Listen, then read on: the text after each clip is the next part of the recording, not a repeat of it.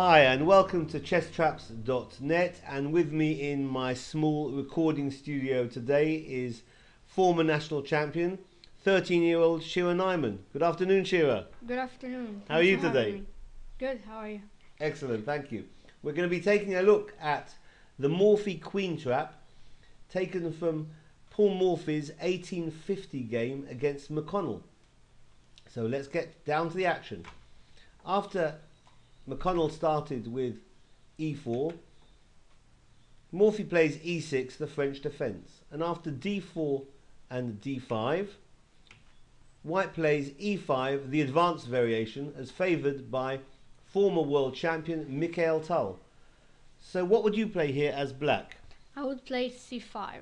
Well, c5 is the common move because it gets right at the base of White's pawn chain. So after c5, the move I actually like playing here is the little known Queen g4, the Nimzowitsch variation.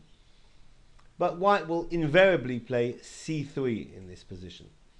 And after knight c6, White has many decent moves at his disposal. Knight f3 is by far the most common. Bishop e3 is fine. But White can also try the move f4. Black responds with queen to b6, and there's extra pressure now on this d4 pawn, as well as potential threats on the pawn on b2. White responded with knight f3, and in this position the best moves for black would actually be c takes on d4 or even knight h6, looking to get into that f5 square. But bishop d7, as played by Paul Morphy, is also good. And after that move, bishop d7, White can just about maintain equality with the move queen to b3, offering a trade of queens. However, the move played by White is inferior. He played a3, which mixes up two contradictory ideas for White in this opening. The idea of a3 is okay as long as perhaps this pawn wasn't on f4. And let's see how Paul Morphy took advantage of this. Knight h6, that knight is heading for f5.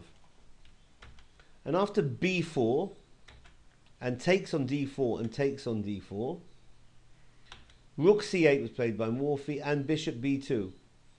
After knight f5, White can just about hold on with the move queen to d2.